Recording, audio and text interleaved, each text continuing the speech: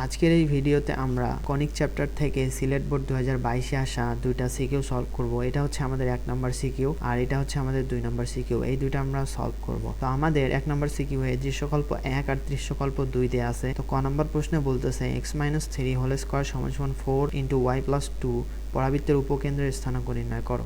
তো এটা হচ্ছে আমাদের পরাবৃত্তের সমীকরণ। এটাকে আমরা আদর্শ সমীকরণের সাথে ধরে নিব হচ্ছে x-3টাকে বড় হাতের x ধরে নিব আর এইটাকে আমরা 1 লিখতে পারি কিন্তু আমরা এইটাকে আমরা বড় হাতের y ধরে নিব। তো x² = 4ay। তো এখান থেকে আমাদের a এর মানটা হচ্ছে 1। আমরা যদি পরাবৃত্তটা আঁকাই তাহলে y অক্ষের দিকে আমাদের হা করা থাকবে। তো তখন আমাদের উপকেন্দ্রের স্থানাঙ্ক হবে হচ্ছে x, y = আমাদের হবে এই যে 0, আমাদের a। তো এখান থেকে আমরা x = 0 একবার ধরে নিব, তার মানে হচ্ছে x-3 = 0। তো x = আমাদের হবে 3। আবার y + 2 = আমাদের a এর মান আমরা পেয়ে গেছি 1। তো এখান থেকে y = হচ্ছে আমাদের -1। তো আমরা এই যে উপকেন্দ্রের স্থানাঙ্কটা পাইলাম 3, -1। তো এটাই হচ্ছে আমাদের অ্যান্সার, এটা হচ্ছে আমাদের উপকেন্দ্রের স্থানাঙ্ক। তারপরে খ নম্বর প্রশ্নে বলতেছে দৃশ্যকল্প 1 এর কনিকটি 0, +-1 বিন্দু দিয়ে অতিক্রম করলে কনিকটির অক্ষদ্বয়ের দৈর্ঘ্য আমাদের বের করতে হবে। তো এটা হচ্ছে আমাদের একটা কনিকের সমীকরণ। এই কনিকটা হচ্ছে আমাদের 0, +-1 বিন্দুগামী হইলে আমাদেরকে বলছে কনিকটির অক্ষদ্বয়ের দৈর্ঘ্য বের করো। তো আমরা এখান থেকে 0, +-1 বিন্দু দিয়ে সিদ্ধ করে a এর মানটাকে বের করি। তো 4 × 0² + a × y², y এর মান হচ্ছে +-1, তাহলে y² এর মান হচ্ছে শুধু 1 হবে। তো আমাদের 1। তো এখান থেকে a = আমাদের হচ্ছে 1। তো এখন আমরা 4x² + a এর মান হচ্ছে আমাদের 1, তো y² = 1। তো আমাদের এইটার অক্ষদ্বয়ের দৈর্ঘ্য বের করতে হবে। তো এখন আমরা এইটাকে লিখতে পারি x² / 1/4 + y² / হচ্ছে 1 = 1। তো এখানে a = দেখো আমাদের যেহেতু a² 1/4, তাহলে a = হচ্ছে 1/2। আর আমাদের b = হবে হচ্ছে যেহেতু আমাদের এখানে 1 √1 করলে হচ্ছে আমাদের শুধু 1। তো a আর b এর মানটা আমরা পেয়ে গেলাম। তো অক্ষদ্বয়ের দৈর্ঘ্য বের করতে বলছে। অক্ষদ্বয়ের দৈর্ঘ্য আমাদের একটা হবে হচ্ছে twice a = হাফ গুণন 2, তাহলে হচ্ছে আমাদের শুধু হচ্ছে 1। আর একটা হচ্ছে আমাদের twice b = হচ্ছে আমাদের 2 × 1, তার মানে হচ্ছে 2। তো আমাদের অক্ষদ্বয়ের দৈর্ঘ্য বের করতে বলছিল। তো এই দুইটাই হচ্ছে আমাদের অক্ষদ্বয়ের দৈর্ঘ্য, এইটাই হচ্ছে আমাদের অ্যান্সার। তারপরে গ নম্বর প্রশ্নে দেখো বলতেছে দৃশ্যকল্প 2 এর কনিকের অক্ষদ্বয় স্থানাঙ্কের অক্ষদ্বয় বরাবর হলে কনিকের সমীকরণ নির্ণয় করো। আমাদের একটা কনিকের উৎকেন্দ্র দেয়া আছে আর এই কনিকের নিয়ামক রেখাদ্বয়ের মধ্যবর্তী দূরত্ব দেয়া আছে। তার মানে হচ্ছে e = আমাদের হচ্ছে √3। তো √3 হলে আমাদের দেখো আমাদের e এর মানটা কিন্তু হচ্ছে 1-এর থেকে বড়। তো 1-এর থেকে বড় আমরা জানি হচ্ছে অধিবৃত্তর ক্ষেত্রে হয়। তো আমরা গেস করে নিলাম হচ্ছে এইটা আমাদের হচ্ছে অধিবৃত্ত হবে। তো যেহেতু আমাদের হচ্ছে এটা অধিবৃত্ত, তো আমরা অধিবৃত্তের একটা আদর্শ সমীকরণ ধরে নেই হচ্ছে x² / a² - y² / b² = আমাদের হচ্ছে 1। তো এখন আমরা এটাকে বড় ধরছি, বিটাকে ছোট ধরছি। তো এখন আমাদের নিয়ামক রেখাদ্বয়ের মধ্যবর্তী দূরত্ব হবে হচ্ছে twice a / e। যেহেতু আমরা এটাকে আর অক্ষ ধরছি, তো twice a / e = আমাদের দেয়া আছে হচ্ছে 4। তো এখান থেকে আমরা a এর মানটা বের করতে পারবো। এখান থেকে হচ্ছে twice a = e এর মান যেহেতু আমাদের দেয়া আছে হচ্ছে √3, তাহলে 4 √3 আর a = হচ্ছে আমাদের 2√3। তো এখন আমরা e = জানি হচ্ছে 1। অধিবৃত্তের ক্ষেত্রে হচ্ছে 1 প্লাস হচ্ছে আমাদের ছোটটার উপর স্কয়ার ডিভাইডেড বাই বড়টার উপর স্কয়ার, তার মানে ছোটটা হচ্ছে আমাদের b² ডিভাইডেড বাই হচ্ছে আমাদের a²। তো এখন আমরা e এর মানটা এখানে বসাই দেব। e = হচ্ছে আমাদের √3, এটাকে আমরা স্কয়ার করে দিলাম আর এটাকেও স্কয়ার করলে হচ্ছে আমাদের 1 প্লাস b² এর মানটা আমরা বের করব। আর a² এর মান হচ্ছে আমাদের 4 × 3, তার মানে হচ্ছে 12। তো এইটা হইলো। তো এখান থেকে আমরা b এর মানটা বের করি। b² ডিভাইডেড বাই 12 = আমাদের হচ্ছে 2 আর b² = হচ্ছে আমাদের 24। তো আমরা b² এর মানটা পাইলাম। তো আমরা এখন a² আর b² এর মানটা এখানে বসাই দিব। তো x² ডিভাইডেড বাই হচ্ছে আমাদের a² = হচ্ছে 12, এখানে স্কয়ার করলে 12 হচ্ছে 12 মাইনাস হচ্ছে আমাদের y² ডিভাইডেড বাই হচ্ছে b² হচ্ছে 24 = আমাদের হচ্ছে 1। তো এইটাই হচ্ছে আমাদের কনিকটার সমীকরণ। তো এইটা হচ্ছে আমাদের অ্যান্সার। তারপরের সিকিউটাতে দেখো আমাদের বলতেছে হচ্ছে একটা বিন্দু দেয়া আছে আর একটা আমাদের ফাংশন দেয়া আছে। ক নম্বর প্রশ্নে বলতেছে 4x² + 7y² = 28 কনিকের উৎকেন্দ্রিকতা নির্ণয় করো। তো এটা তো খুবই সহজ।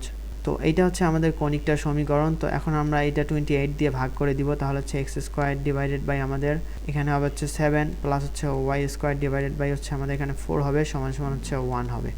তো এখন আমাদেরকে উৎকেন্দ্রিকতা নির্ণয় করতে বলছে। তো আমরা উৎকেন্দ্রিকতা, তো এখান থেকে দেখো আমাদের এইটা কিন্তু হচ্ছে উপবৃত্তের সমীকরণ। উপবৃত্তের ক্ষেত্রে আমরা উৎকেন্দ্রিকতা জানি হচ্ছে 1 মাইনাস ছোটোটার ওপর স্কোয়ার ডিভাইডেড বাই বড়োটা। তো ছোটোটা এখানে হচ্ছে আমাদের বি স্কোয়ার ডিভাইডেড বাই হচ্ছে আমাদের এ স্কোয়ার।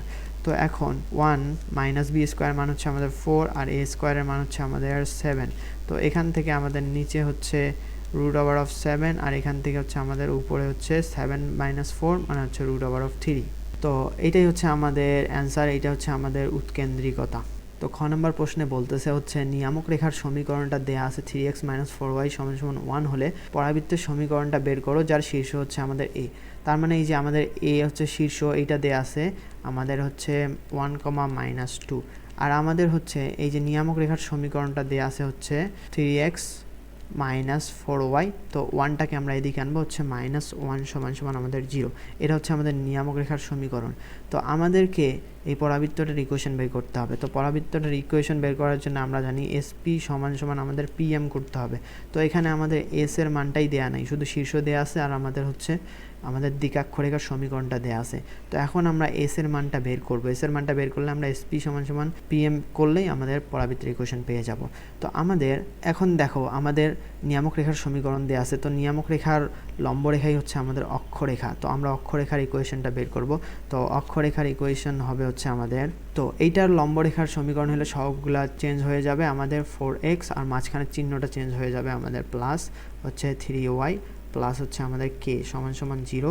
আর এইটা দেখো তো আমরা অক্ষরেখার সমীকরণটা পাইলাম, আমরা এ বিন্দু জানি। তো এ বিন্দুটা কিন্তু অক্ষরেখা দিয়ে গমন করে না, এটা তো অক্ষরেখার উপরেই তো এ বিন্দুটা, তাহলে হচ্ছে এই বিন্দুটা হচ্ছে আমাদের 1, -2 এই বিন্দু দিয়ে সিদ্ধ হবে। তো এখন আমরা 1, -2 বিন্দু বসাই দিয়ে আমরা কে এর মানটা বের করব। তো এখানে হচ্ছে আমাদের 4 × 1 প্লাস হচ্ছে 3 × আমাদের -2 প্লাস হচ্ছে আমাদের কে সমান সমান 0। তো এখান থেকে আমাদের হচ্ছে কে সমান সমান আমাদের 2 হবে।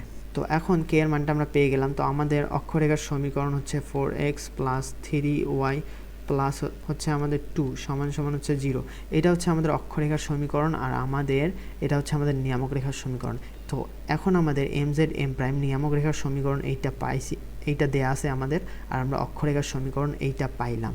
তো এখন আমাদের এই দুইটা রেখার যদি আমরা সমাধান করি তাহলে আমরা জেড বিন্দুটা পাবো, কারণ এই দুইটা রেখারই তো আমাদের ছেদবিন্দু হচ্ছে আমাদের জেড না। তো এই দুইটাকে আমরা সমাধান করলেই তো আমরা জেড বিন্দুটা পাবো নাকি। তো এখন আমরা এইটা সলভ করব। এটা ধরলাম হচ্ছে 1 নম্বর ইকুয়েশন, এটা ধরলাম হচ্ছে 2 নম্বর ইকুয়েশন। এই দুইটা ক্যালকুলেটরে সমাধান করলে আমরা পাচ্ছি।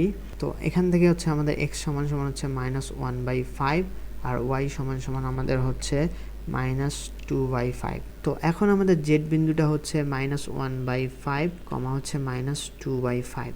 আমরা জেড বিন্দুটা পাইছি আর এ বিন্দুটা আমরা জানি।